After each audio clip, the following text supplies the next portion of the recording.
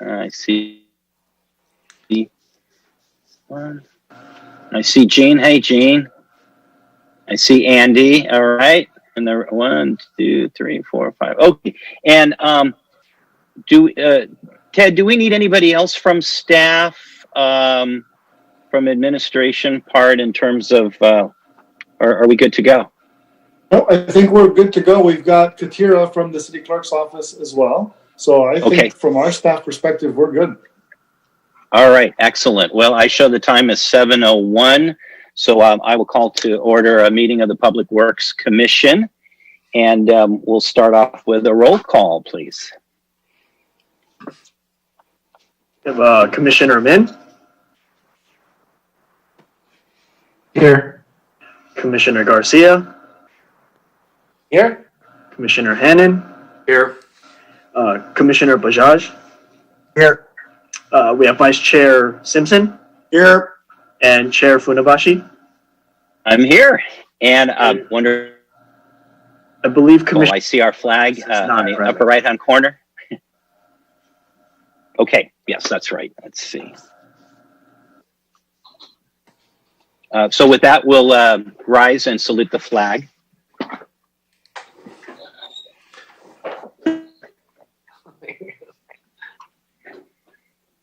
And we begin. I pledge allegiance to the flag of the United States of America and to the republic for which it stands, one nation, God, indivisible, with liberty and justice for all.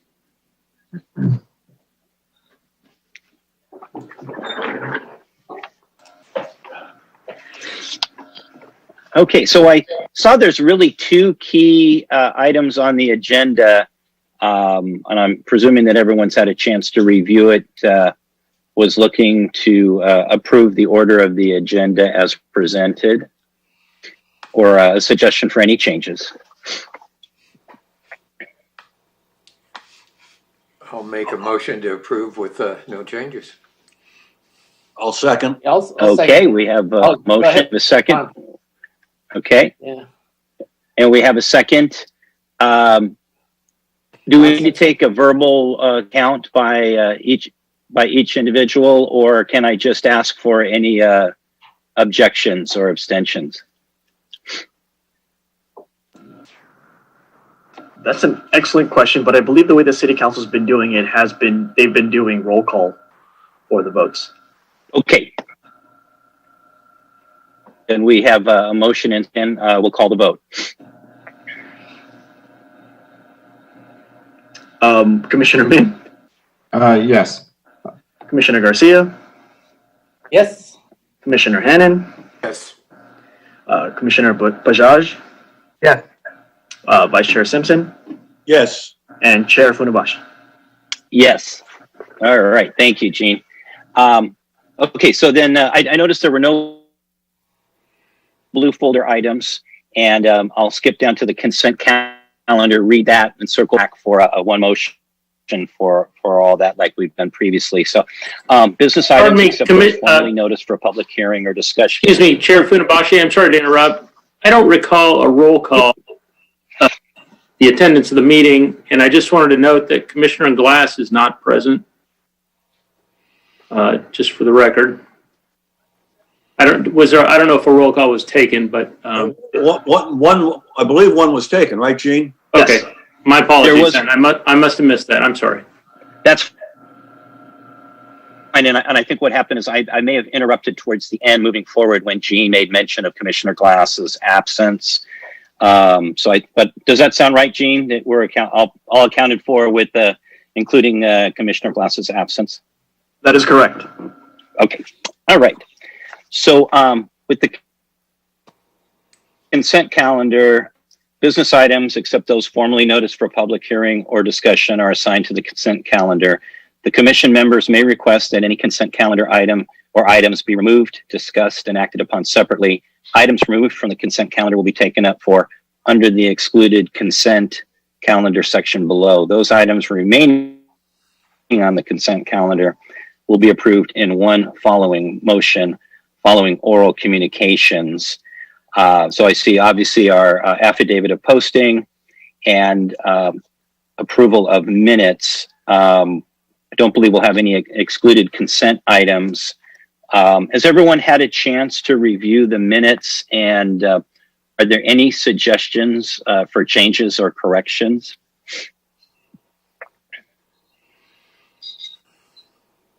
No changes. Okay.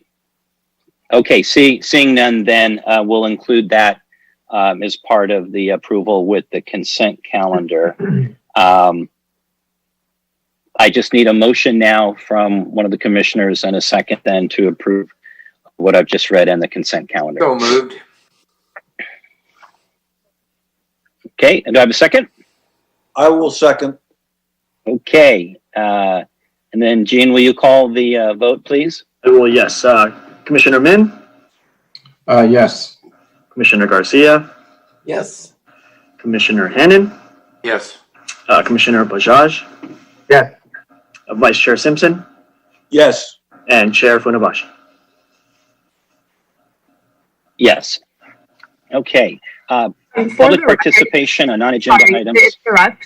For the record, we do have an e-comment that came in for F2, but it looks like it's actually for a non-agenda item, so I can read it under that section. But for the record, there are no comments for the consent calendar. Okay. Thank you. And that is the section right now, the public participation on non-agenda items. This section is intended to provide members of the public with the opportunity to comment on any subject that does not appear on the agenda this evening for action. This section is limited to 30 minutes.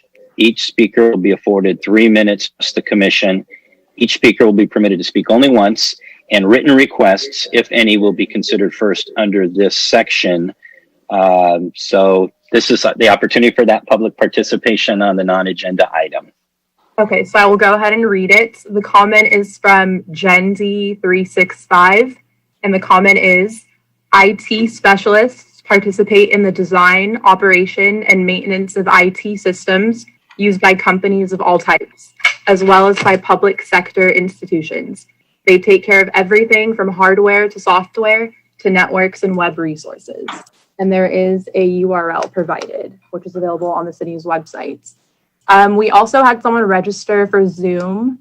I do see he is there as an attendee. Kevin, if you are interested to speak, I will allow you to talk. Otherwise, if you're just here to listen, we can just continue. Okay, there we are. Hi, this is Kevin Ketchum with Port Royal Marina, and I was just listening on the agenda item about bicycle traffic and how it might affect our approaches in the future. So that's why I'm listening. Thank you. Okay. Well, Kevin, as having a boat in Port Royal Marina and a staff commodore of the Port Royal Yacht Club, I welcome you personally. Okay, we'll move to items for discussion prior to action. I guess we'll jump right into J1. I'll hand it over to staff for the presentation. Good evening, Chair, Vice Chair, and Commissioners. Welcome to December's special meeting of the Public Works Commission. We have two items that are on as part of our agenda packet tonight. The first one being the status update or the design status update for the Manhattan Beach Boulevard resurfacing. So before I begin, I'm going to go ahead and share my screen. There you go. All right. So as mentioned previously, tonight's special meeting, the Redondo Beach Public Works Commission. My first item, item 8-1, may not be accurately reflected as part of the agenda packet, but it is the first item that's on there. It's the Manhattan Beach Boulevard Resurfacing Project Status Update. I'm going to jump right into it. So the city currently has a CIP or Capital Improvement Program, of course, that includes about $1.7 million in available funds to complete the design and construction of Manhattan Beach Boulevard Resurfacing Project. The project itself kind of is along Manhattan Beach Boulevard within the city limits. Of course, to the west is Aviation Boulevard, to the east is Inglewood Avenue. And the intent of the project is to kind of provide street improvements such as, the main intent was actually resurfacing and repaving of the particular roadway about 1 mile in length. But it also includes restriping of that portion. It includes a traffic signal improvement project at the intersection of Manhattan Beach Boulevard and Dow Avenue. If you recall, earlier this year, we took an item to involving the Dow Johnston neighborhood area, and as part of that item, one of the recommendations was to consider the feasibility and actually move forward with the design of protected left turns at the intersection in the east-west direction of Manhattan Beach Boulevard and Dow Avenue, mainly due to collision-related concerns from the permissive left turns that are there in the existing phase. Project also includes landscaping work, irrigation work, and of course, as we always try to do, either as part of resurfacing projects or any other striping type projects, when we get an opportunity, we try to look at bicycle facility type considerations. And so, not only the section as part of the original South Bay Bicycle Master Plan, a Class 2 facility, but of course, as part of this project, we felt that the resurfacing was a great opportunity for us to really look and see not just a Class 2 facility, but what's the feasibility of providing an alternative that's a Class 4 facility or anything of that nature. And so that's kind of, in a nutshell, what we've been looking at as part of the Manhattan Beach Boulevard resurfacing project. So as part of this project, we've kind of reached out to Canon Corporation. They've submitted a design services package. We're working closely with them to come up with the design alternative along Manhattan Beach Boulevard between Aviation and Inglewood. So MBB Manhattan Beach Boulevard is one of the main primary east-west roadways within the city of Redondo Beach. It's classified as a primary or principal arterial roadway within the city. And it's actually in between two other primary north-south arterials of Aviation Boulevard and Inglewood Avenue. The roadway serves as a major connector that kind of connects, to the east or to the west. We see the Redondo Beach Performing Arts Center. There's other commercial centers. To the north side, there's residential areas to the south. And so there's a lot of different service, a lot of different land uses that the roadway services. Manhattan Beach Boulevard, in its current existing condition, provides 2 travel lanes in the eastbound direction and can fluctuate anywhere from 2 to 3 travel lanes in the westbound direction. There's the roadway is divided with landscape raised center medians, and throughout various pockets throughout the roadway, we do have protected left turn lanes along the roadway segment. So as mentioned previously, the project itself is looking at street improvements, repaving, restriping. There's actually, we were actually looking initially at 2 conceptual different design alternatives. The first one, which was a pavement resurfacing, and then the replacement of the striping just in kind, meaning whatever's there and existing once the project is done is going to be the exact same thing that's going back in.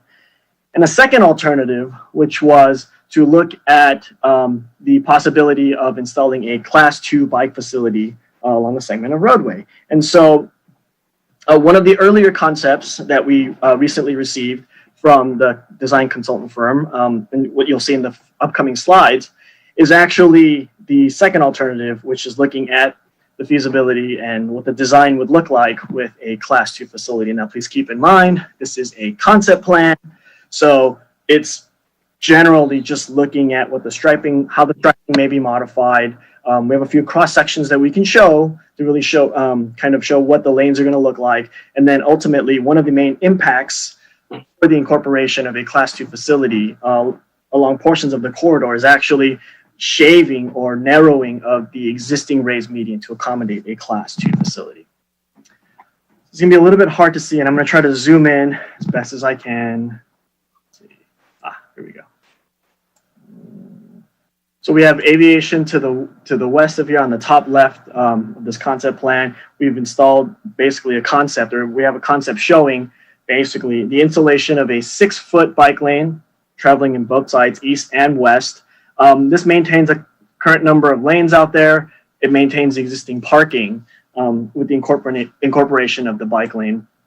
It's kind of the same concept as we kind of move along, going from west to east. Now I'm going to kind of pan down here. It's, as you can see, it's mostly just narrowing of the existing lanes from, I believe they vary from anywhere from 11, 12, 13-foot lanes to 10-foot lanes. And that gives us an additional 6 feet or so to incorporate this bike lane along the Manhattan Beach Boulevard corridor.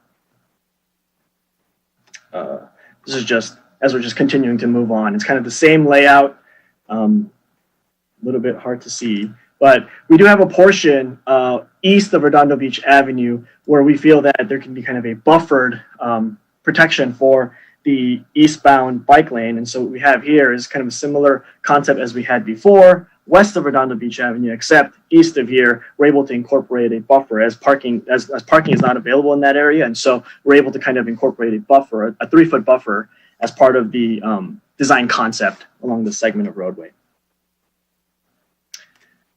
Just a few cross sections. Manhattan Beach Boulevard, basically these 3 cross sections you see here are kind of west of Redondo Beach Boulevard. As you can see, it's just kind of striping and lane adjustments.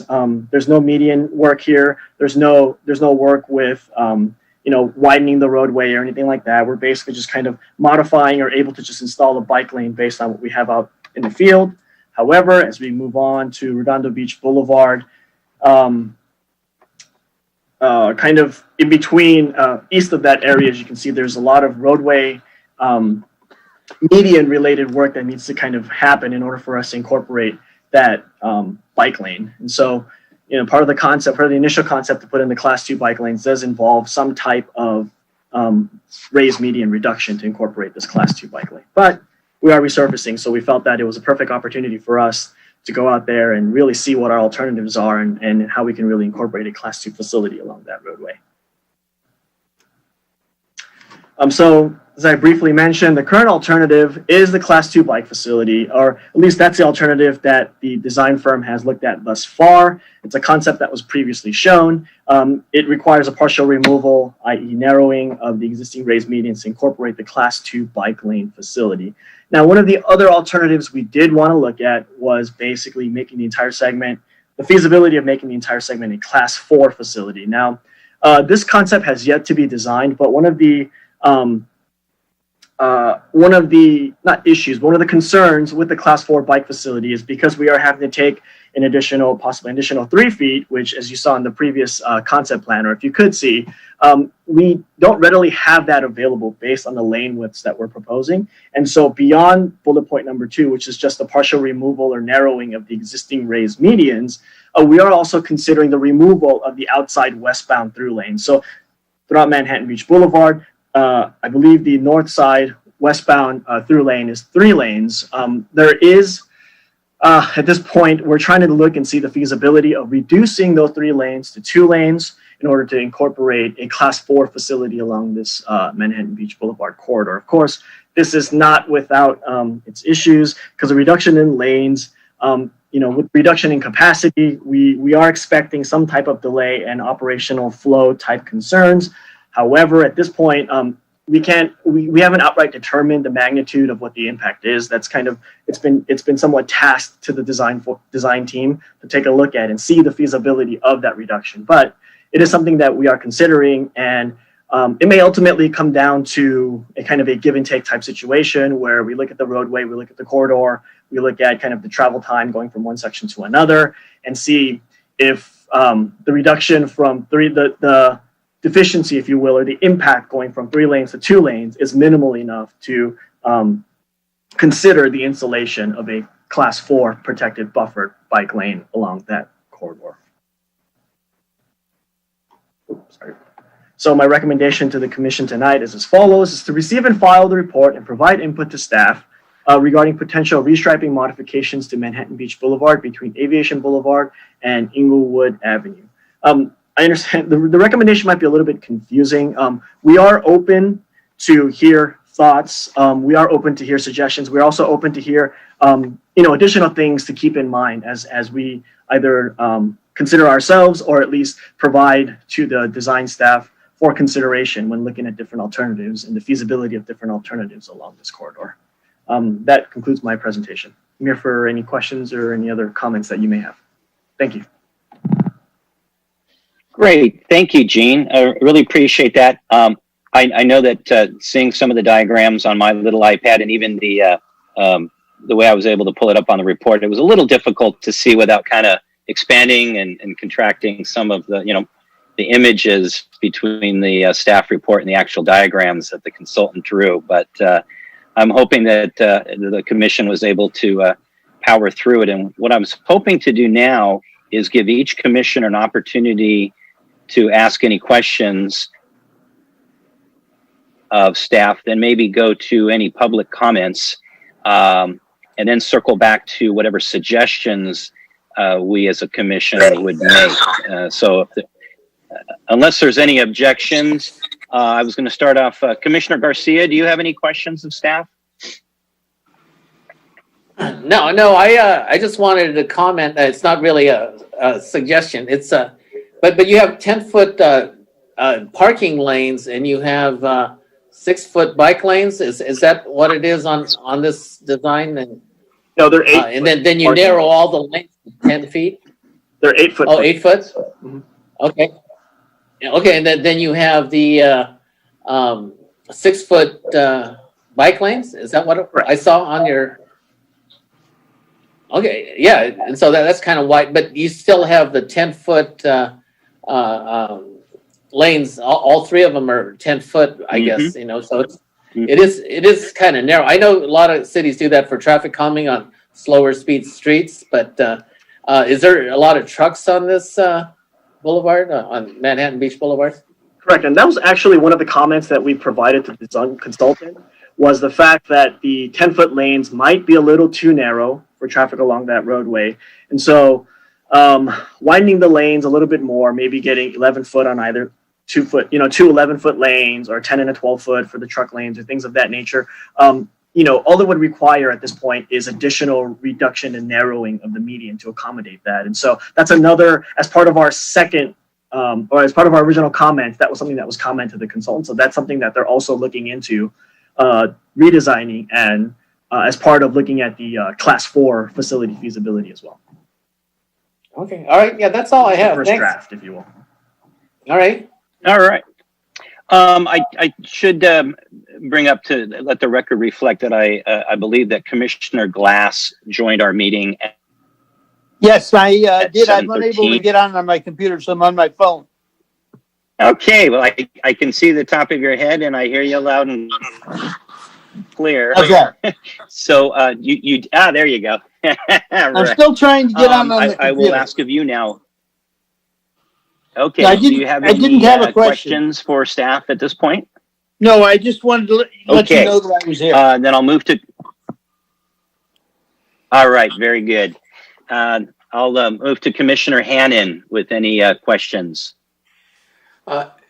No, I wouldn't mind making a statement here, though. I worked at Northrop Grumman for many decades, and I know I've always been a cyclist and commuted to work whenever possible. And there are hundreds of people at Northrop Grumman that do, in fact, commute to work, especially the people that live locally.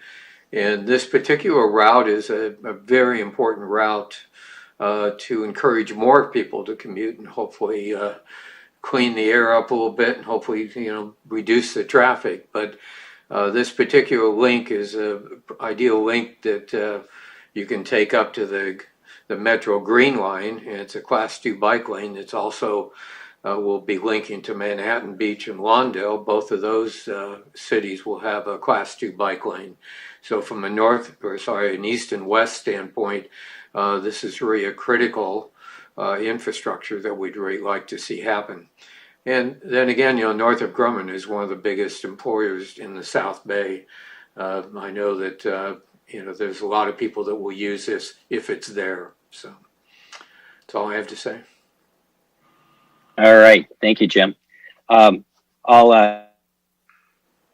hand the floor to Commissioner Bajaj with any questions or comments. Yeah, thank you, Chair Fundabashi. One of my questions was already answered when Commissioner Garcia asked about the curb lane being 10 feet, and Mr. Kim answered with the addressing that truck volume could be something that is a consideration that needs to be made with a 10-foot curb lane, and the possibility of an 11-foot lane. What is the timeline where the decision is going to be made? And what kind of operational analysis is the consultant going to do for the class 4 analysis? I guess two different questions. So the first question, we are preparing to have a concept or concepts presented to the city council in mid-January to receive their input on the concepts that we have available. And then the second question of what type of analysis, we're basically looking at intersection and corridor type analysis. It'll look at the feasibility of, if the 2-lane, the reduction to 2 lanes in the westbound direction, there will, as a traffic engineer, we know that anytime we get rid of capacity, there are some operational issues that we may run into. I believe Manhattan Beach Boulevard, ADT from, I can't remember, maybe 2012, 2014, somewhere along that timeline. I think it was about 32,000 vehicles, 38,000 possibly, and that's 2-way in both directions. Yeah. So we thought, well, with that type of number, it doesn't seem like you would need all 5 lanes or so, 2 and 3 in either direction. And so that was kind of what triggered us to think and say should maybe possible to incorporate this class 4 bike facility. But that's kind of one of the things that the consultant is. They as part of their scope, they'll take a look at that and see what type of impacts that we can expect. It probably would be a synchro analysis is what I'm thinking, but just to see what type of impacts we're going to expect. And if we do have impacts, then I'd like to at least kind of quantify what the impacts are so that ultimately the council can weigh in and decide whether the concept, despite if there are any deficiencies that, whether that's a decision they want to make or, veer away from something like that. Right. Okay. Thank you. So it sounds like their analysis will actually be done rather soon if the concept needs to be hammered down by, or at least presented to council by mid-January. Correct. And timeline-wise, I think we have, we're fortunate enough to have at least turning movement volumes at least a couple of those intersections, and we got those pre-COVID. Wonderful. So, we're taking those things into consideration, as I'm sure if we get volumes now, they're going to be a lot lower, but they won't paint the exact picture. At least it won't show a worst case scenario. And so we think that there's some type of way to kind of either ramp up the post-COVID volumes to a pre-COVID type state and looking at the pre-COVID volumes, or some type of adjustment that we can incorporate and balance the volumes out to at least have a legitimate analysis, if you will. Right. Okay. And then just quick side note, I saw the new bike lanes on Burrell, and I like those. They look pretty good. Well done.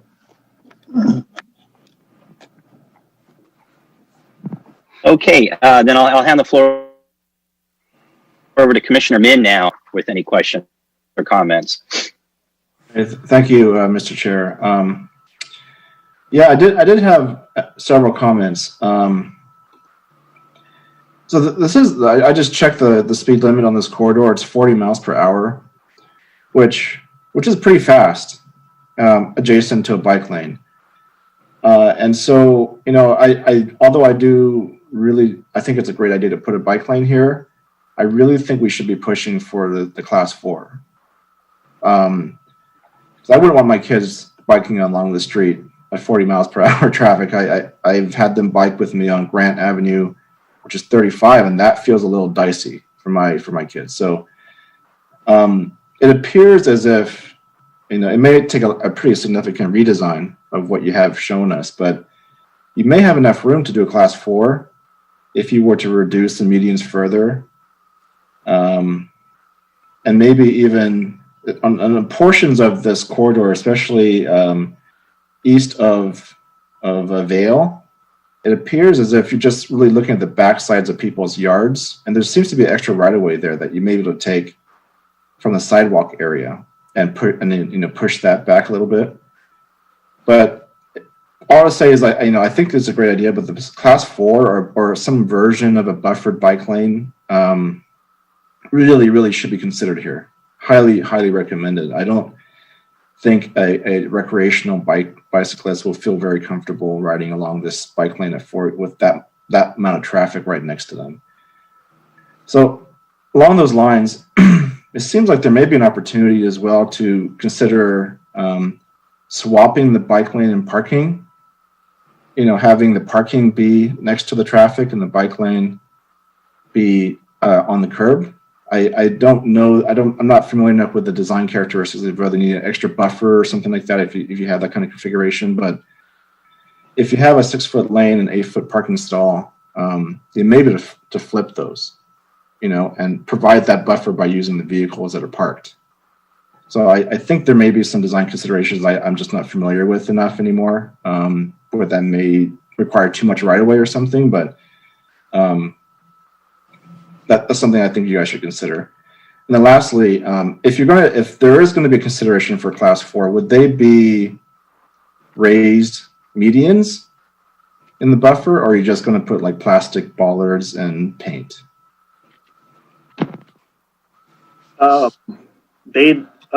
We can take a look and see what the consideration for, if we do have a consideration to add raised medians. I don't think they would be. They'd likely just be painted with the hatch lines with bollards. Okay. Well, I'd like to make just like a suggestion. I know this also will hit your budget a lot if you were to do raised medians, but that would be really awesome.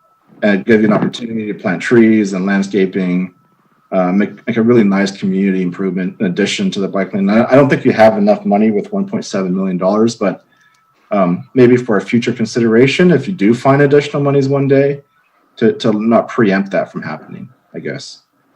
I think that's about it. I hope you guys are find enough right away to make it happen, and but I highly consider at least a buffer, some kind of buffer, along the entire stretch if possible. And that's it for me. Okay, thank you, Commissioner Min. And last but not least, I'll give the floor now to Commissioner Simpson. I think it's absolutely imperative that we get as safe and as effective a bike lane in there as possible. And I share some of Commissioner Min's concerns about having a lane that goes along when you got a 40-mile-an-hour speed limit. Now, I suspect that there's no thought or consideration given to perhaps trying to lower the speed limit on that particular piece of road. Now on Grant, for instance, the bike, I guess that's a class 2 on Grant Avenue, isn't it? And that bike lane is on the outside of the parking lane. What sort of thought has been given to the suggestion of putting the parking outside the biking lane, and why is that generally not done? So the question is, to actually answer both yours and Commissioner Min's question, that would be the way that the class 4 has to get installed along this portion of roadway, because we have parking. If the parking wasn't available, then we could just have a buffered bike lane as is. But because on the south side we do have parking that's required, you wouldn't be able to have the parking for going from outside to in. You wouldn't be able to have parking, bike lane, and buffer, because then you wouldn't have vehicles able to park into the curbside parking spaces. Yes, but why? What's wrong with having the parking not being up against the curb and you having the bike lane there, and it's just designated by a paint strip? I'm not quite sure why. So there's, I'll take a shot at that, Gene. There's extra real estate required because if you have a constrained 5-foot bike lane, constrained between the curb and the vehicle, somebody opens a car door, you've got somewhere, the bikes need to go somewhere. So we require an extra 2 or 3 feet buffer in that case. So it takes more real estate, which is why it's not generally done. It's essentially because of the car doors opening. Got it. Yes. Yeah. There's car door, and then there's also access, right? If you have a road like Grant that has a lot of driveways. Yes. Okay. Right. You wouldn't be able to get buffered. But here, what we have is we just have on-street parking with no driveways abutting Manhattan Beach Boulevard. So we have this long segment of curb for on-street parking that's available where you can do something like this, as opposed to if you have driveways that are every 50, 100 feet, you'd literally have to create one stall, create a break, a stall, a break, a stall, a break for all the driveways, and it just wouldn't help the parking at all. Is it possible to, in some portions, do a class 2, and in other places where it's you've got more room to play with, to have it go into a class 4, or is that not yes, very... you can do that, and that's kind of what the first, essentially the consultant's first stab showed, was there were portions of it that had a class 2, and on the south side it was just a buffered on the south side. You can kind of have 2 different class 2 and class 4s because they're bike lanes. It's just protected versus unprotected bike lanes. You can have that type of configuration. Well, I guess the final thought is I mean, whatever we can do to get the best in there is certainly going to be an improvement over what we've got now.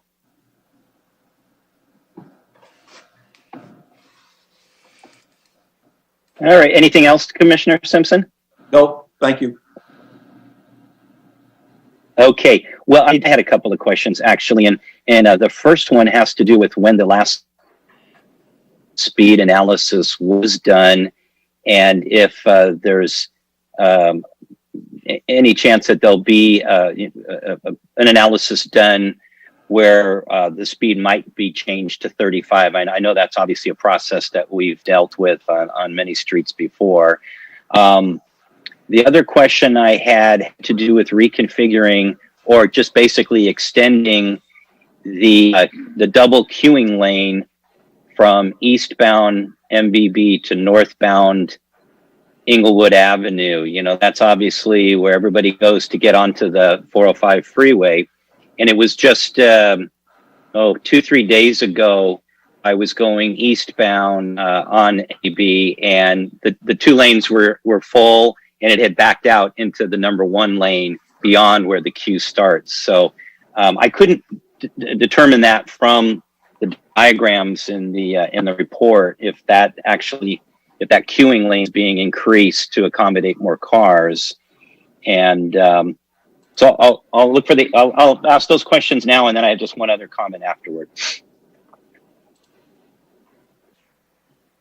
So the question in regards to the eastbound left turn to northbound through northbound lane from MBB to Inglewood, I don't believe because that requires a separate intersection analysis that's kind of entirely different from this resurfacing project. I believe the limit, I know in the limits, and I apologize if there's any confusion, I did put Inglewood Avenue, but it doesn't exactly extend up to Inglewood Avenue. It's a portion slightly west of the intersection. And so it is still within the city limits. However, it doesn't go all the way up to where the dual left turns are for the eastbound to northbound movement at that intersection.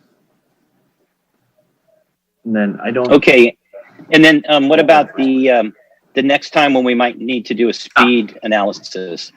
Okay, so if I recall, we did an ENT survey for Manhattan Beach Boulevard not too long ago. It sounds familiar. Yeah. Yeah, it may have been last year, possibly the year before that. And under normal circumstances, it would be a 5-year timeline. But I need to double check because I think that and I'm not 100% sure on this, but the MUDCUD may allow an ENT survey to be done again if there's a significant change to the roadway geometry, or if there's roadway modifications that, in this case, we've gone from 3 lanes to 2 lane, which technically justifies a significant change in roadway geometry, which kind of gives us an opportunity to do another ENT speed survey. But of course, it wouldn't be immediately after the bike lanes go in. It'd probably be at least 6 or 8 months after, just to allow traffic to kind of normalize a bit before we reconduct a survey, if that's something that we can do. Sure. Okay. Thank you. I appreciate that. And, from your field observations, I mean, I'm certainly aware that there's a significant amount of cars parked on the south side, eastbound Manhattan Beach Boulevard from, say, Aviation, at least to Ringe because of the apartments and houses that are there. But it strikes me that there really aren't and you can correct me if you're wrong from your field observations, that there really aren't any cars parked on Manhattan Beach Boulevard certainly from Redondo east to Inglewood. And I don't think I've ever seen any cars parked on the north side westbound. So, you know, I'm wondering if, I know, and I'm just kind of throwing out a bunch of ideas. I know it was suggested that, you know, maybe we reconfigure the parking, and I'm obviously, we're never really fans of taking away parking, but it strikes me that there really aren't any cars parking on the westbound north side of Manhattan Beach Boulevard now anyway. And that 3-lane, and I'm obviously mindful of not necessarily taking away that 3rd lane either. And also want to say that the fact that we'd be putting in at least a class 2 bike lane is more than what is there now. And I'm you know, really appreciative that we can take away from center median in order to get that, you know, that extra width needed. That's really smart that we're able to do that. But I'm hearing some of the other commissioners speak, some who are obviously avid cyclists, you know, who are, you know, a bit proponent for the class 4, which I know obviously takes up more width. And I'm just wondering, you know, again, not wanting to take away any parking and not wanting to take any lanes away, but with the proper analysis, are we really taking that away to give it a class 4 when, you know, again, it doesn't seem like there's a lot of parking on the north side. And it might even be, if I caught a comment from staff a moment ago, that it wouldn't necessarily be inappropriate to have a class 4 on the north side and a class 2 on the south. Is that right? Right. I mean, that's something that can be done. Not to say that that's one of the considerations that we have. It's in all likelihood, what we would look at is a class 4 along the entire corridor. As it stands, the segment from Aviation to Redondo Beach Boulevard has parking available on the south side, no parking available on the north side. And then Redondo Beach Boulevard easterly towards Inglewood, if I'm not mistaken, there's no parking available on either side of the roadway. Right, right. So the main parking impact, kind of to your point, is where all those multi-unit complexes are between Aviation and Redondo Beach Boulevard. That's where all the parking on street on the south side is available, but on the north side of that, and then completely all on the east side to Inglewood, there's no parking available. Right, right. And that's what I was picturing. Okay. All right. Well, that's all I have. And I know we've all had a chance to speak now. Do we have anyone from the public? Chairperson Funabashi, this is Ted. I just wanted to add a little something and maybe have Gene clarify it a little bit more. On the lane reductions, right now, in the westbound direction, you actually have the 3 lanes that will reduce as we get close to Redondo Beach Ave back to 2. So after you get through Dow, you will lose that 3rd westbound lane. It does constrict to 2 lanes up to Redondo Beach Ave, and then to the west of Redondo Beach Ave, we pick up that 3rd lane. So we currently do have that modification from 3 to 2, which is why it's imperative for us to have the consultant look at the analysis that basically does a synchro analysis to see, can we accommodate those capacities away from those intersections if we go down to a 2-lane?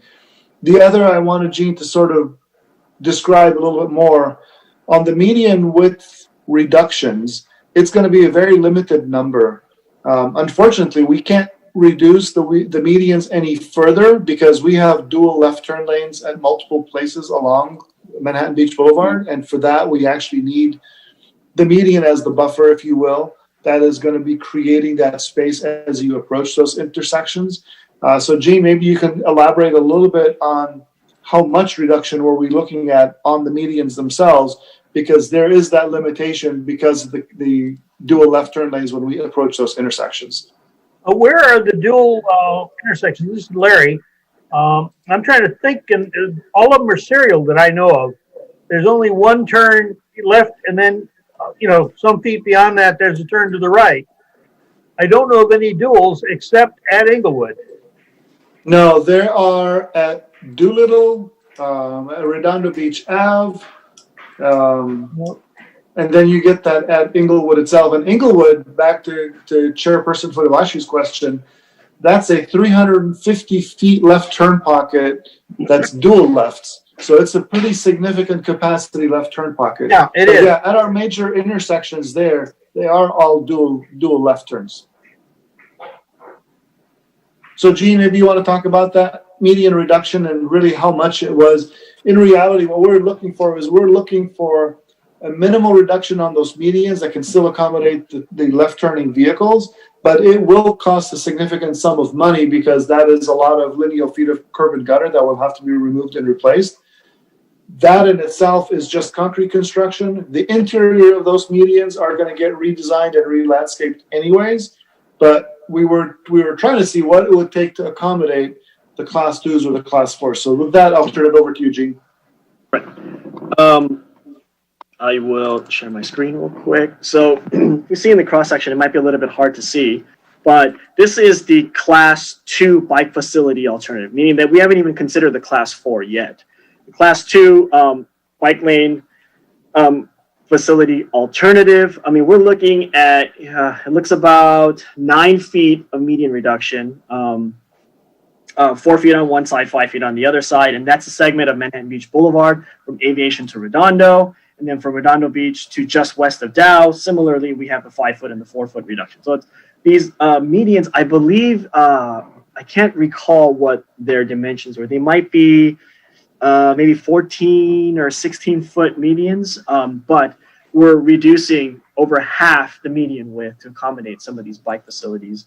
Then, you know, we have a section here from Gibson Place to McBain on Manhattan Beach where we're just taking just one side, and that probably likely has to do with the fact that the median kind of shifts or is a little bit different and is configured a little bit differently than it is on the west sides. But, you know, we're basically reducing these medians to about half of what they are now. So it's a significant amount of median reduction to accommodate what is a class 2 bike facility. And so when we look at the class 4 bike facility, we'll have to, you know, really take a look and see how much we can actually take and what kind of give we actually have.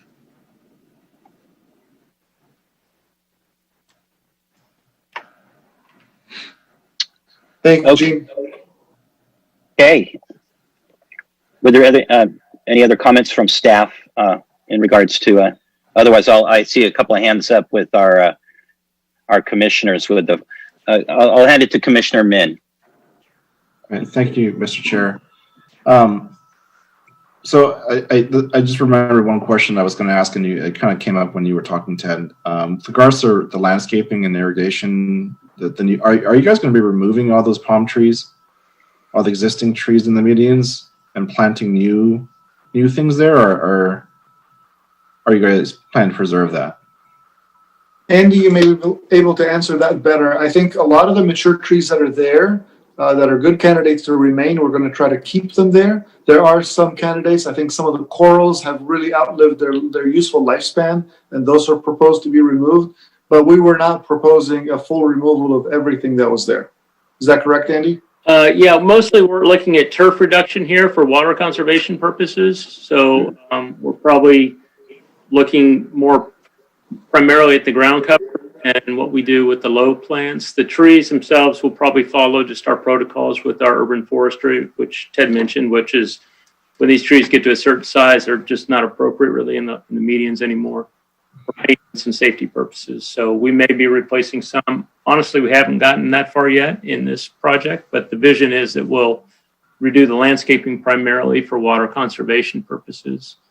And we're also talking to, just as a side note, talking to West Basin about extending their recycled water line from the corner at Aviation to the east to, I think it's Vale, but I'm not sure their exact southbound, where they would go southbound. But we've talked about them in the past. They've not been wanting to do it because they don't have enough customers, but us being a customer for recycled water in this area might be of interest to them. And then extending it further south, it might pick up more customers, city meters for Anderson Park and schools and that kind of thing. So we're looking at replacement of potable water with recycled water irrigation. Okay. And so what triggered that question? I mean, I'm glad that's being considered, the recycled water line, and looking for ways to use less potable water. But if some of these medians, like you said, Ted, have trees that have outlived their lifespan, or have landscaping that just really isn't worth keeping, there may be, the consideration just to remove them completely and expand and give us the right of way to put in the cycle 4 track. If you're reducing it already by, like 9 feet or whatever, maybe we don't really want those medians. Especially going to remove all the trees that are already there. So I guess it's kind of a balancing act that you guys are going to have to do with the consultant and figuring out what will work and what doesn't. But it's kind of seeing a median without nice large trees is kind of a sad thing. So if you're going to remove them anyway, there may be an opportunity to kind of take advantage of that. And right, and I think back to the palm trees that you mentioned. The palms, I just looked at it on Google Street View. They've actually matured well. They can continue to mature well, and they do not mind any reductions on the median width. They're very resilient trees. Further on the east side, as you approach Englewood, that's where we have the coral trees. We know those trees themselves are pretty much outlived that area and may not be a good candidate for any substantial reduction on the median widths. I don't think the real estate of the median can actually be utilized fully to implement the cycle 4 track, because, like I was mentioning earlier, you need that physical space for the turn pockets themselves. And what we don't want is, we don't want our lane lines to be meandering back and forth between the wider intersections with the multiple left turn lanes versus the narrower ones, etc. So we want to try to maintain some uniformity on the lane alignment as well. Great. I understood. I'm not suggesting that we necessarily do that, but if it becomes a trade-off and making it fit versus not fit, my gut reaction is, although I really would prefer to keep landscape medians, but that's like some kind of buffer in the bike lane seems to be so much more important. And so great. Again, it's going to be up to you and your consultants to figure that out and do the dimensions and see if it works. But that was my only comment. Thanks. Okay, I saw Commissioner Bajaj's hand go up, and then I'll to Commissioner Glass after him. Hi there, thank you. Gene, if I understand correctly, the class 4 has not been evaluated yet. So going through, although they haven't evaluated the dimensions and sort of the lane configurations, you're saying that there is a possibility that so much median would have to be, the feasibility has not even been looked at yet, correct? It's not even about fine tuning the design. It's just, we don't even know if a class 4 is feasible. Correct. Yeah. Let me modify that just a little bit. There was a proposal for a class 4 for a portion of the eastbound and a portion of the westbound, down towards the Englewood end. So that fit easily, and so it was easy to get in an early concept. Whether or not we can continue that is part of the question we're asking on the westbound lanes. Do we want to eliminate our third through lane so that we can fit a protected bike lane or a class 4 bike lane in the westbound direction? And then what we can do in the eastbound direction is really challenged by the need for parking for the first half or so between Aviation and Vale, or I forget the exact turn where the parking ends. But that complicates being able to do a protected lane or a class 4 lane in that western section of the eastbound corridor. Right. And then forgive me for not knowing this, do we have in the city any protected or buffered bike lanes other than down at the Strand? This would be the first one? Yeah, it's just that cycle track that you see on Harvey. Right. Okay. And then has there been a street sweeping consideration when working with a buffered bike lane? And is there some special smaller equipment that's required for that? No, I think well, especially on the cycle track, the lane widths are it's a 14-foot bike lane or bike cycle track. So you have 6 and 6 and a 2-foot gutter.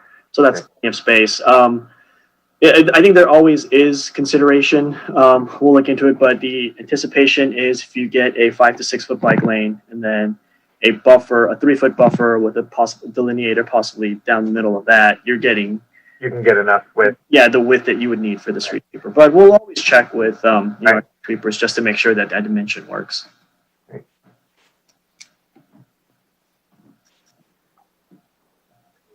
Okay, Commissioner Glass. Okay, couple of things. One, are you aware that on the south side of Manhattan Beach Boulevard, between Gibson and McBain, there is a median street that's right adjacent? If you're going to do a bike path, is there any chance that you could swerve it into there, which is right now only parking space? And the other thing I wanted to add is I and my neighbors here don't want to have any trees removed, except if they're replaced. Manhattan Beach Boulevard is a nice looking road. And I would want to insist on a referendum of the public if we tried to do anything else. I think that the appearance and the busyness of Manhattan Beach way outweighs the need for a bike lane. Commissioner Glass, maybe I'll answer the question as far as the trees are concerned. Like I mentioned earlier, I think the coral trees that are between Dow and Inglewood are trees that may have outlived that space within the median. Some of them are in distress. And as Andy mentioned, yes, we're looking at a lot of ground cover replacement. That is water, to conserve water, but it doesn't mean that we're not looking to replace any of the trees. So any trees that get removed, yes, those trees will be replaced as well. Yeah, I'm just concerned about, the appearance. Right now, the part of Manhattan Beach Boulevard we're talking about, which is east of Aviation, is a major change in the appearance of the highway if you do something to it, because it's so nice on the Manhattan side. And I think you would wind up with a great deal of public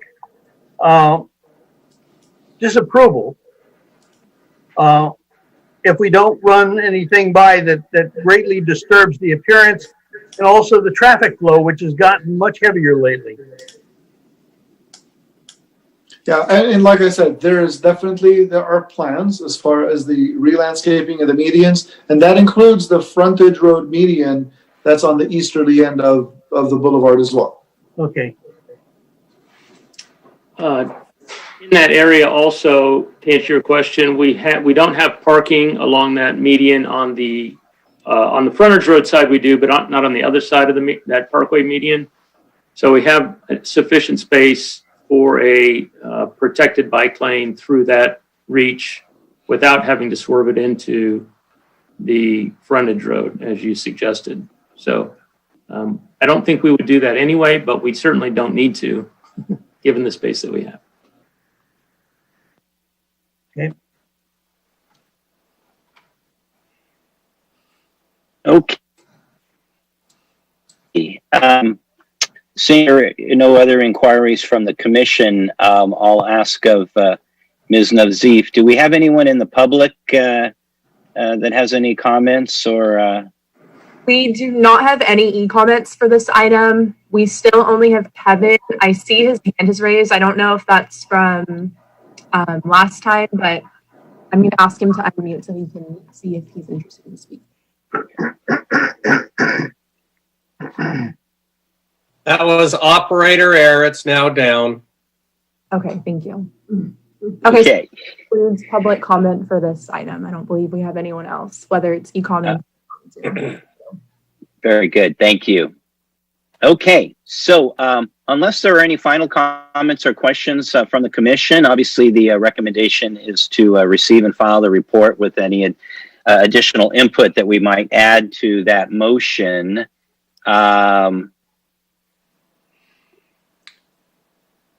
I'll put it there to the commission. Make a motion to receive and file. I know there was a lot of very good input though in that. Hopefully that will be considered as part of the the receive and file activity. I'll second it. Okay, we have a motion. We have a second. Okay. Any further comments before I call the vote? All right. Actually, I will hand it to you, Gene, if you would call the vote, please. Will do, Chair Funabashi. Commissioner, Sorry, I couldn't hear you. Did you call me? yeah, I believe there was a motion and a second. Okay. I mean, I'll yes, I'd vote if that. I just, you cut out for a second. I didn't hear you. Oh, sorry about that. Technical difficulties. Commissioner Garcia, Yes. Commissioner Hannan, Yes. Commissioner Bajaj, Yes. Commissioner Garcia. Oh, did I say Garcia already? I'm sorry. Yeah. Commissioner Glass, Yes. Vice Chair Simpson, Yes. and Chair Funabashi. Yes. All right, very good. That is unanimous. And yeah, I do believe obviously staff has captured some great comments, and I think we should be excited about at least the Class 2 bike coming to Manhattan Beach Boulevard, and whatever improvements that will be with that. So, all right, we'll move on to item J2. Our second item this evening, it's a discussion of conceptual designs for drainage and street improvements on Beryl Street from Prospect Avenue to Flagler Lane. So I'll hand it over to Good evening, Commissioners. Thank you for your comments on the previous item, and we certainly will bring those forward. That's the kind of input we're looking for in terms of priorities and what we can do with the limited space that we have in the budgets that we have. So as was mentioned, we intend to take that information forward with us with some additional work on our design to a conceptual level to the City Council in January before we start down the road of final design and the intricacies there. Similarly to that item on Manhattan Beach Boulevard, we are going to look at Beryl Street now. We have a project for Beryl Street between Prospect and Flagler. It's a shorter stretch, just 2 blocks. It's a collector roadway. It's not an arterial. Speed limit is not 40 miles an hour. I believe it's 35, if I recall right. Perhaps 30 in this stretch. Gene, do you recall? He's going to go look. It's 30. It's 30. Thank you. Okay. And we're a little bit further in design with this one. So we are planning to take this one to the City Council tomorrow night. So we'll be taking good notes to make sure we get your comments reflected if the council asks us what input you had, which I suspect they will. So let me get my screen going here.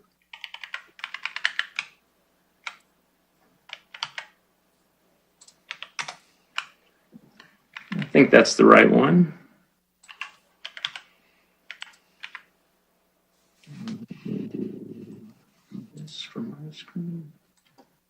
Okay, so yeah, Beryl Street improvements.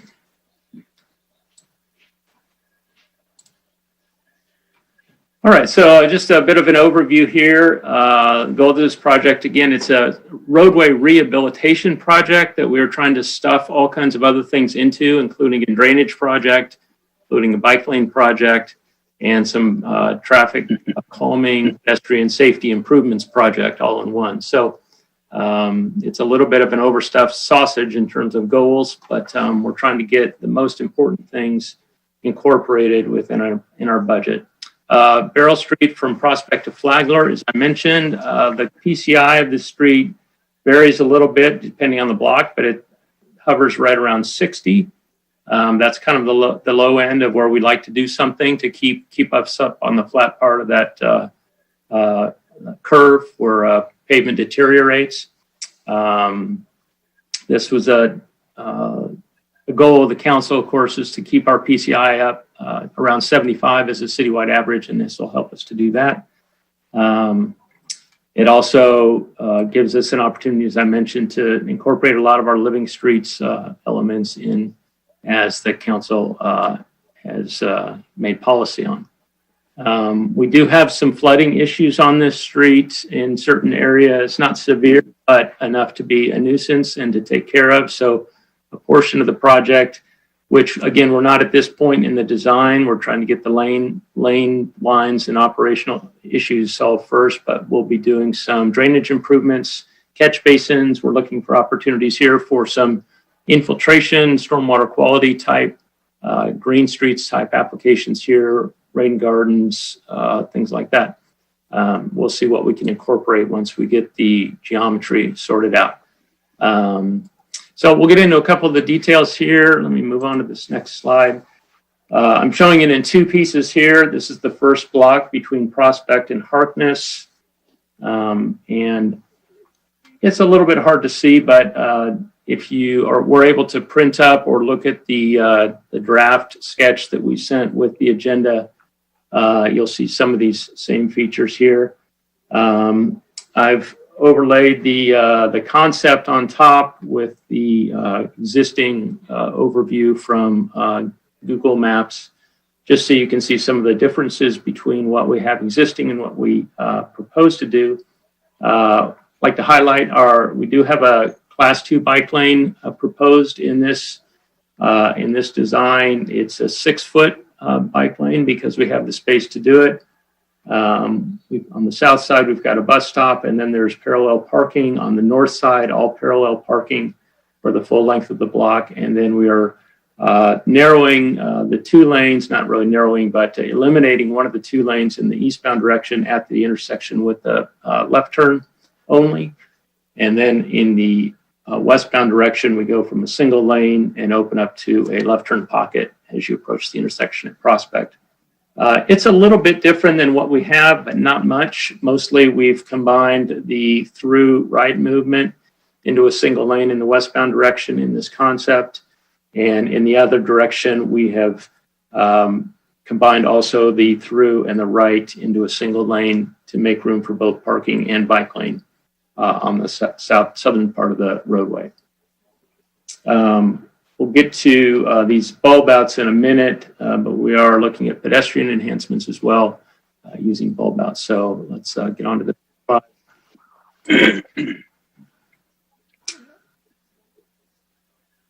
This is the next block between Harkness here and Flagler at this end. Very much of the same things. We have a single lane in the westbound direction, single through lane, a 6-foot bike lane for the entire length, parallel parking for most of that length.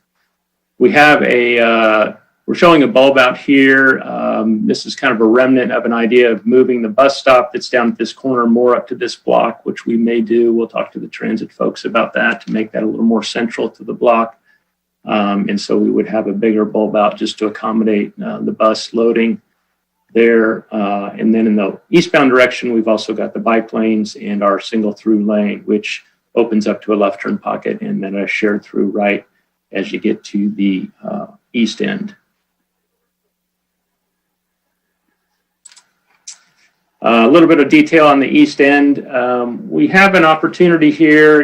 I think you can see this light blue line, which is a potential curb line that we might widen this street to. This black double dash line is the actual property line. So you can see that the curb doesn't parallel the property line down here at the corner. As we get further into design, it may make sense for us to straighten that curb out and create some parking along there.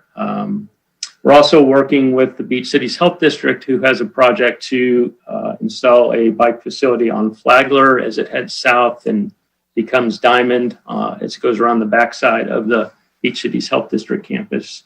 And a portion, I don't remember the exact boundary line, but this is right at the Torrance border, the city's border with Torrance. And I believe the north-south boundary line of two cities is either right here at the property line or just a ways off of it. It's not down the middle of the street like you would expect. So most of Flagler in this area is in the city of Torrance. So we'll have to be working with that as a constraint as well with what we do at this corner. But just going through, we have 8-foot sidewalk on the north side, 8-foot parking lane, 6-foot bike lane, 11-foot through lane, got a 1-foot kind of extra wide double stripe down the middle there, 2 11-foot lanes, another 6-foot bike lane. And then we've got some room, extra room on the south side for parking, more than we need. But you see, we're also accommodating a bus stop in that area. And at 10 feet creates some comfort between bikes and buses when we have buses holding over there. Again, this is our concept, not set in stone, but it's kind of the direction we're going. Certainly love to get the input that you and the council will provide to refine this as we go. Some of the concrete improvements we'll do is fairly typical for these kinds of projects. We will bring all the ADA curb ramps up to the current standard. We're going to do some sidewalk widening on the south side of this project. You'll see this picture in the lower side. This planter here is kind of right on the border, and somehow these trees got planted. These should have been planted on private property as part of that development. They got planted kind of right on the property line. So we've been in conversations with the owner of the shopping center, who concurs that these trees will come out. We'll widen the sidewalk to make this a little bit more pleasant experience for pedestrians with a wider sidewalk, and then get him to plant landscaping back on his side of the property line, like we would for a normal commercial development. We will be replacing some driveways here, bringing them up to current standard for commercial driveways with the ADA ramps and 4-foot path of travel around the backside of those as well. I mentioned curb bulb outs. We're showing them here just on the north side of the street at Harkness, and to Jim Hannon's great joy, they don't interfere with the bike lanes at all on this one. And on the south side, we could consider the same. We're just showing them on one side, but we have a lot of information from the council member for this district and others that we have pedestrian safety concerns here. So we want to shorten the travel path for pedestrians and also elevate them a little bit right up as close as we can to the through lanes so they're more visible. So this is why we're considering the bulb outs here at this location. We've also got our old style flashing red beacon at both this intersection and the Flagler intersection. And so we would bring that up to more modern standard, removing the beacon and replacing with our flashing LED stop signs that have become a newer standard for us. So like the previous item, the recommendation is really a receive and file item. We would like to hear your input, any public input on this, and take that information with us when we go to the city council to seek their authorization to move forward with our final design and any other comments they may have at the time as well. So that's the recommendation for tonight, and happy to answer any questions that I can. Thank you. Great, thank you, Andy. Okay, well, let's go to the commission, and we'll go with, why don't we just do it, unless there's an objection, or I can actually see all of you when you raise your hands from time to time. But why don't we just go down our list, and I'll start off with Commissioner Garcia.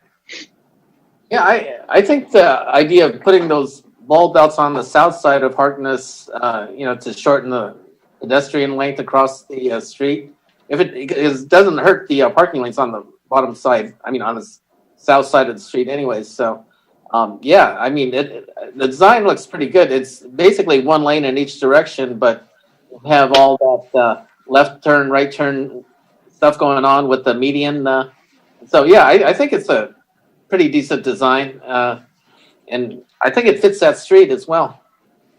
That's all I have to say. But yeah, I'll vote for the bulb outs if they put them in on Harkness.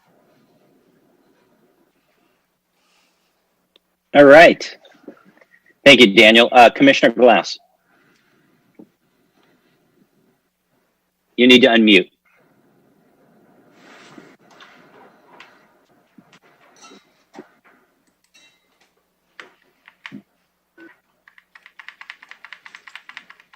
Commissioner Glass, we're not hearing you at the present. How is this? You either need to unmute or.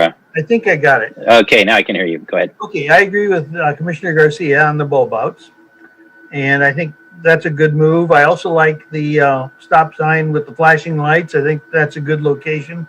familiar. I used to live a block away from there, and I'm very familiar with those crosswalks, and they are generally dangerous because people do go whipping down that stretch of Burl, to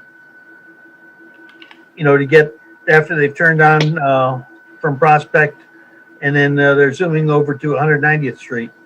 What I have a concern, though, is at the southeast end of the project where the property line is for the Beach Cities Health District. I've seen some information on their project, which I realize is not going to happen tomorrow, but it is going to happen. And I just think, I hope that we've taken into account their estimates of the traffic flow into their future complex there. I know it's really miserable on the other side off of Prospect, and hopefully they'll fix that. But the concern I have is that we may be doing something here which we're going to regret in a couple of years. At Flagler and Burl.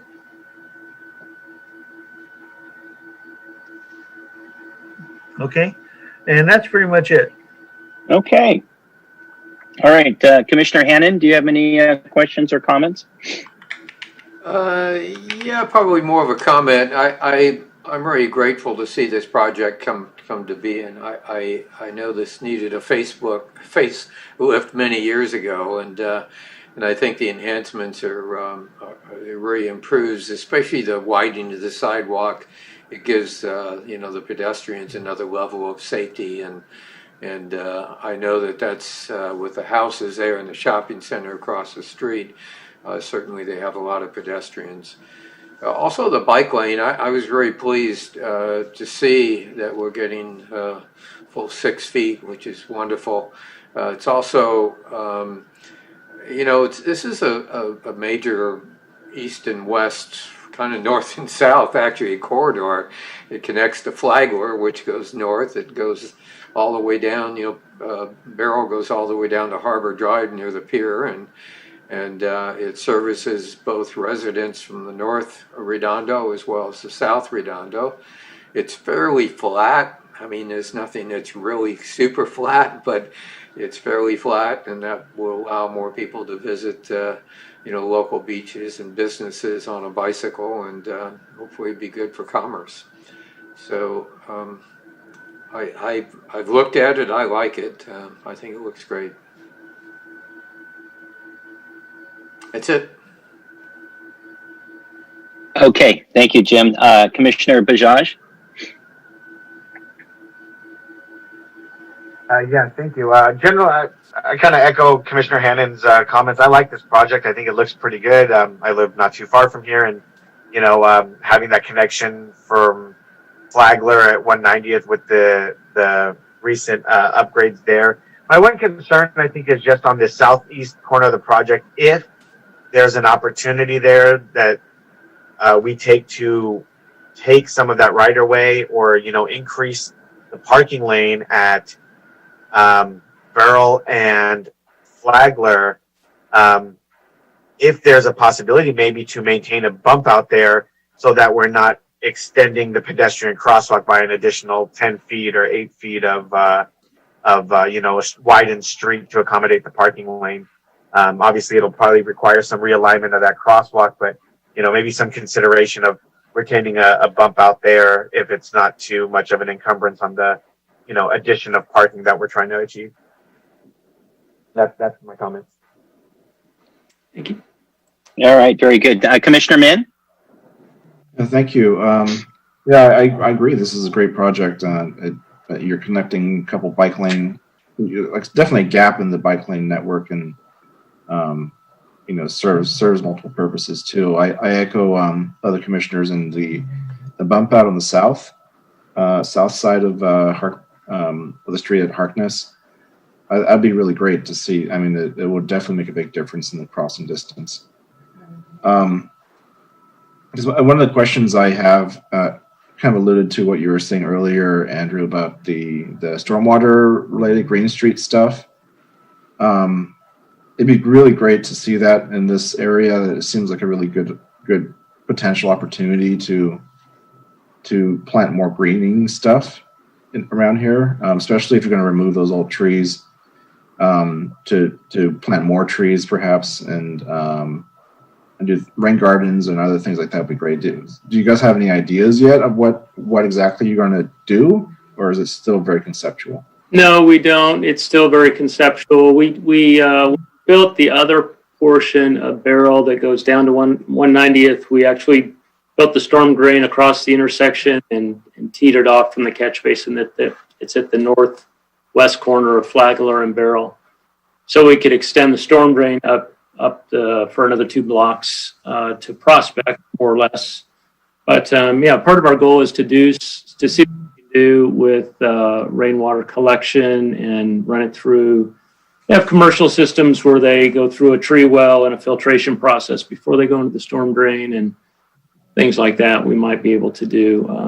On the south side, we're a little bit limited with real estate. We really want to create a wider parkway for the pedestrians, but working with the property owner, the shopping center property owner, we may be able to incorporate something there, some trees or height in the landscaping. And then in the block between Harkness and Flagler, we have kind of a chunk of painted median, if you will, that we can't really use for much, except this might be a good spot for a raised median and some plantings. Again, it's not really in the concept for the budget that we built this project for in the beginning, but we will be looking at that as an opportunity to, maybe infiltrate or build some kind of a project that would highlight some of those, Green Street type features. But no, we haven't gotten very far with that part of it yet. Okay, great. Yeah, you actually answered my next question. Is that, is there any plans for that little area there, that little meeting area? So yeah, great. Just so you know, we took a kind of a wild idea of doing reverse angle parking along the whole north side of the roadway here between Flagler and Prospect to see if we could increase parking. To do that, we had to reduce, and this was the ultimate demise, we had to get rid of the parking on the south side, and so it was actually a parking loss when we did that, and that's due to the fact that we need to keep these dedicated turn lanes available at the intersections just for operational purposes for the through traffic. So yeah, we looked long and hard at that, and Council Member Horvath was very interested in that as well, and we had a discussion with him about that and showed him our draft work on that. So we were hopeful that we could really do something about parking here, but we just didn't quite get it. So when we went back to parallel parking, we ended up with a bit of a gap, an unused area, if you will, there in the middle. But like I said, this is maybe somewhere where we can do some creative work with water quality, stormwater quality. So okay. Hopefully so. Yeah, that'd be great. It'd be kind of nice to see maybe some landscaping on the bump outs too, if it's feasible. Yeah. I other than that, I think it's a great project. I would say try to get back as much right away into the public as much as possible, especially stuff that's encroaching. Because if in the future that property owner were to ever develop that site, they're going to try to take it back, and we'll never get it back. So if you had that opportunity, I would try to take it back as much as you can. Yeah, we've been in discussions with Beach City South District, and they're very aware that we know they're squatting on our land, as it were. So, we are kind of trying to be strategic. If we don't need it for this project, we might ask them to do it when they build their project, and that way they get to pay for it and not us. So we're just trying to see what we need versus what we don't need. Okay. And, Awesome. and the balance with the shorter pedestrian crossing is also crossed our minds as well. Great. Yeah. Sounds good. Thank you very much. That's it. Okay, and Vice Chairman Simpson. I think it looks really great. I do want to also underscore the importance of having those bulb outs there at the crossing around Harkness on both sides. Back in the days when I could still go to a gym, I used to drive through there almost every morning at around 6:30 or 7. And that crosswalk right there, I've seen some near misses of pedestrians coming out, not paying attention and that sort of thing.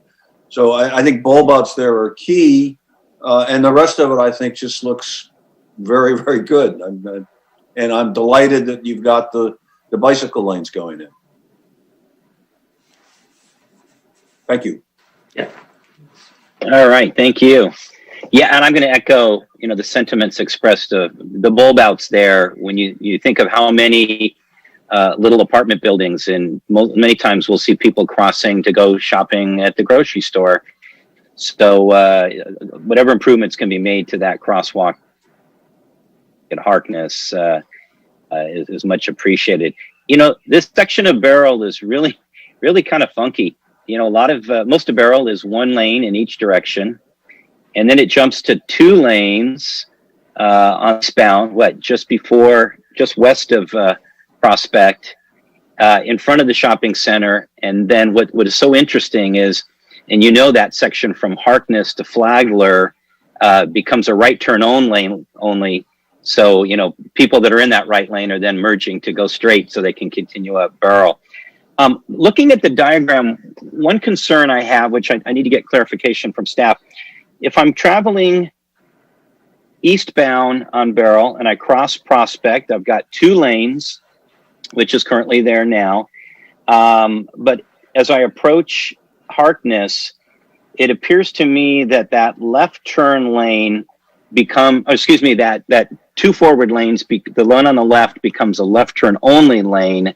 So if I'm in that lane, I'm going to need to merge to the right in order to go straight. Is that right? Correct. Because I just got to tell you, and I don't broadcast this a lot because it is a little bit of my secret way around town, but I do travel Beryl a lot. And, occasionally that merge right in front of the Beach Cities Health District property, there's always that one car that's got to ride it out to the very end. That can be problematic. Now you're going to throw it west of Harkness. And, people just naturally think that fast lane is going to stay the way it is. The merging to the right to continue through is a little unusual around town. And I think some more thought should be given to that. I'll just throw it out there, even if it goes down to 1 lane only, from Prospect, through the rest of the length to Flagler. Again, I just see that as a bit of a trouble spot when you're going to have there are more cars in that number 1 lane than there are in the number 2 lane. So the bulk of the cars that are going through the intersection at Harkness are going to need to merge. That's just going to be a trouble spot. So that's my biggest comment there. Otherwise, hooking up with the drainage that was done on the east side of Flagler will be awesome for that. And again, the pedestrian crossing. I even thought that, depending on what the counts might be, it might warrant a push button type crosswalk, depending on the volume. I just throw that out there as well for consideration. So, but all in all, I'm excited to see this section finally done or being done. So that's it for me. Yeah, thank you. We just so you know, not sure if you wanted a response or not. Sorry. Oh yeah, no. I do appreciate that. Please go ahead. Yeah, eastbound Beryl at Prospect, we did consider taking that right turn lane and making it right turn only at that intersection. So we would just have 1 through lane there. We didn't spend a lot of time doing math on that one, but just qualitatively, it seemed like that's something we could explore further if that made sense. Other designs considered a merge from the number 2 lane eastbound into the number 1, right about where the bus stop is, that first bus stop, so that you either choose to pull into the shopping center at that driveway, or you merge over to the next lane. That left a little bit of a no man's land island out in the middle like we have on the other block. So really our intent was just to show you options here and get feedback on preferences. But we'll refine that as we go along and as council gives their input as well about how best to use that space. So yeah, thank you. I appreciate the comments and the thoughts. And the push button idea has come up as well. We're trying to find a standard for that, stop sign combined with push button, and see what we can do there. Okay, great. Thank you, Andy. I really appreciate that. Do we have any comments or input from the public? I do not see any e-comments, and I do not believe we have anyone with their hands raised. Okay, thank you. All right. Well, obviously, the request is a receive and file motion. So unless there's any other question, comment from the commission, I'll entertain that motion now. I will make that motion. It's John Simpson. Okay. Do we have a second? Jim Hannon will second it. And All right. forward with I the hear. roll call. Very good. Commissioner Min, Yes. Commissioner Garcia, Yes. Commissioner Hannon, Yes. Commissioner Bajaj, Yes. Commissioner Glass, Yes. Vice Chair Simpson, Yes. and Chair Funabashi. Yes. All right. Very good. I like that we're all unanimous there. That's good. Now we're at item K on our agenda. Member items and referrals to staff. We can just keep with the standard. I can go down with each of the commissioners. Do you have any referrals to staff, Mr. Garcia? Just want to wish everybody a Merry Christmas and Happy New Year. And it's been a pleasure serving this year with all of you, even though it's been mostly virtual. So, yeah, have a good holiday. Stay safe. All right. Well, I appreciate that, Commissioner Garcia. Thank you very much, Daniel. Commissioner Glass. Well, I'm following in Commissioner Garcia's path there and wishing everybody well and stay at home, be safe, and happy Hanukkah because that's what's going on right now. Here, here. And we'll see you all next year. Very good. Thank you. Commissioner Hannon. Yeah, I have one referral. I know we just installed some Class 2 bike lanes on Catalina, and I'd like to ask the staff to take a look at some options that would give the bicyclist a consistent 5 feet of space. In other words, width of that bike lane. And I know it can be done. I know there's some options, so I'd appreciate if you'd look at that. The other thing is, like everybody else, I wish everybody happy Hanukkah and Merry Christmas and happy holidays, and all glad to see 2020 leave. And hopefully have a much better year next year. It's been a pleasure, though, to work with each one of you. And anyway, thank you. Thank you, Jim. Commissioner Bajaj. Yes, thank you. I have a question. Who, I guess this is directed to Gene. Gene, who maintains the pavement surface on the bike path when it goes into the Redondo Beach Pier parking structure?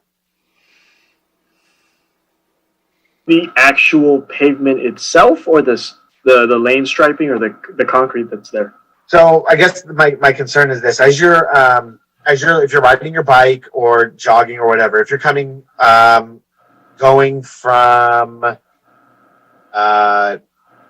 north to south, as you come above like the International Boardwalk, and then you kind of curve in to get into the covered portion of the parking structure. So then as you go and you get closer to, so there's a little segment where you're actually traveling west, and then it curves back and you go south again on that long stretch as you're approaching where you're supposed to dismount your bike and stop and walk. That last segment right there, the surface is it's like a paint of some sort, and I know there's some traction texture on there, but I've experienced this myself and have seen one of them being my child. But anyone who's riding a vehicle like a Razor scooter or rollerblades or something with those polyurethane wheels, not necessarily rubber, it's always very slippery there because I think the moisture that's coming in from the waves crashing.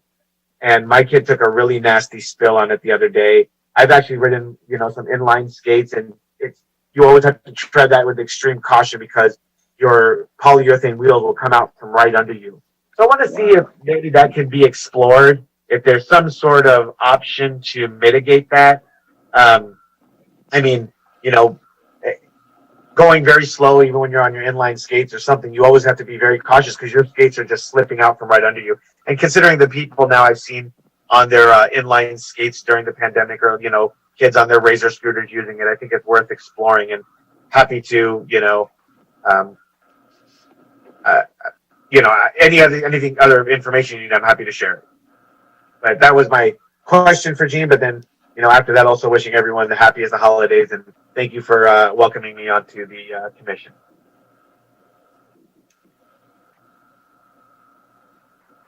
Here, here. Commissioner Min. Yeah, I only have one quick one. I sent an email to Eugene already about this, but I've been seeing a lot of construction of what looks like permeable gutters throughout the city. I've noticed it on 182nd near sort of Adams Middle School, also on McKay in front of Madison Elementary School, and I'm just very curious. Obviously the permeable gutters to try to do some kind of stormwater capture or reduction in flow or something like that. But I'd like to know if this is part of a larger citywide sort of greening stormwater type program, or are those just pilots or something? Or maybe something I missed from when I wasn't on the commission last year. And so I'm not necessarily asking for a report or anything, but if this does come up in the future commission meeting, it'd be nice to have a presentation on what the city stormwater practices are overall, and maybe how those specific kinds of improvements are chosen and why they were chosen in those specific areas. And what else the city's doing in terms of stormwater besides that.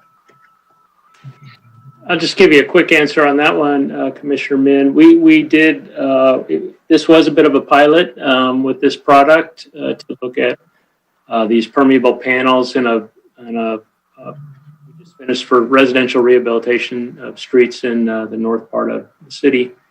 So we're just trying these out to see how they work. They're precast,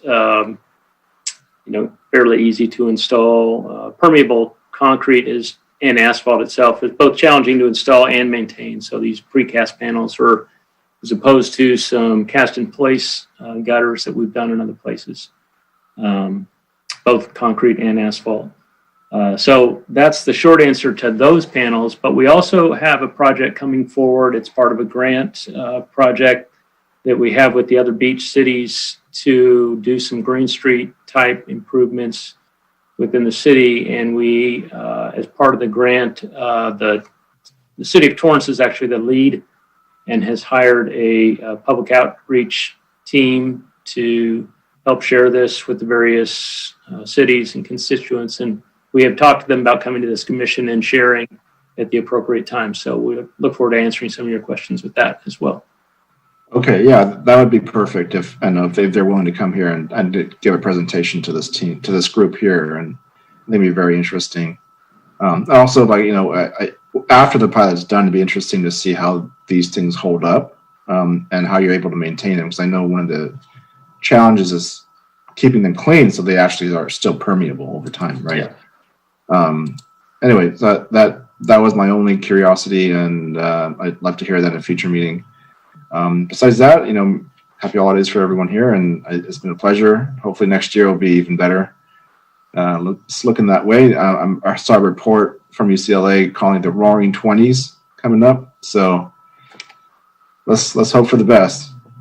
Thank you. All right. Thank you, Kevin. And I'll hand it now to Vice Chair Simpson.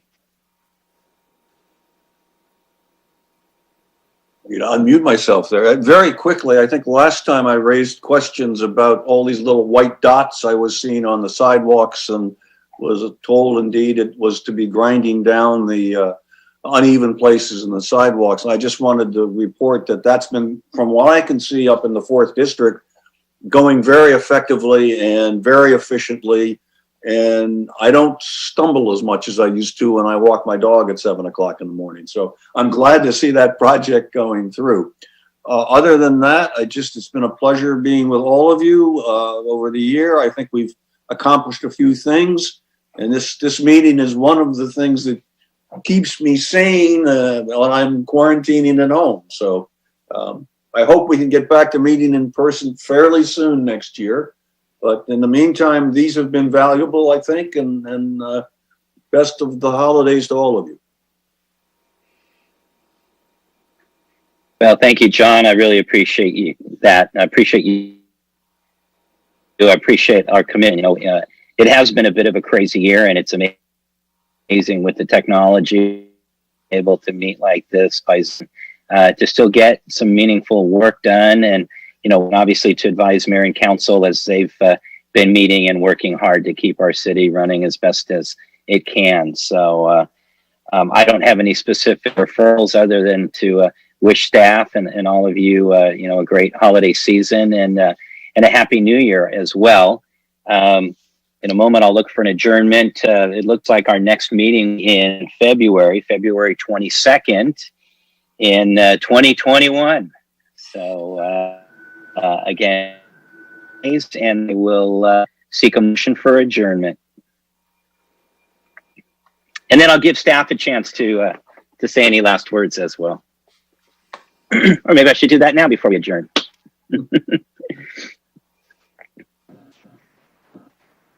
I guess I'll start. Yeah. As usual, always a pleasure working with such a, I think, a responsible and responsive commission. I've been in other commissions and don't tell them, but we don't see that a lot. But in any case, always a pleasure working together for the benefit of the city. I hope you guys have a great holidays and a happy new year, and see you guys next year. Yeah, and I'll say thank you as well. It's been great. I enjoy so much being able to share kind of the inner workings of what we do when we design and move projects forward. I don't think most residents see anything but the outside looking in and wondering why this crazy decision got made, and at least like to be able to explain to somebody why we make the crazy decisions we do. So thanks for listening to us, and certainly want to keep the channels open for your inquiries and questions and remarks during these meetings, and certainly anytime through email and what have. So happy holidays to everybody. And yeah, I don't see how 21 can be much worse. So I'm looking forward to a better year next year. So thank you all. And for my part, I think I'll just echo what Andy and Jean have said. It is really a great thank you to you and your commitment to help the community. It has been an unprecedented year with 9 months of it being in this COVID condition. So we're definitely hoping that we can get our vaccines in the early 2021 so we can come back and start meeting face to face. We really miss those opportunities and want to wish all of you a great Christmas, Hanukkah, and holidays, and re-welcoming Commissioner Bajaj, new and old, new to the city of Redondo Beach, old from my meetings and working with him in the past. So welcome aboard and wish you the best.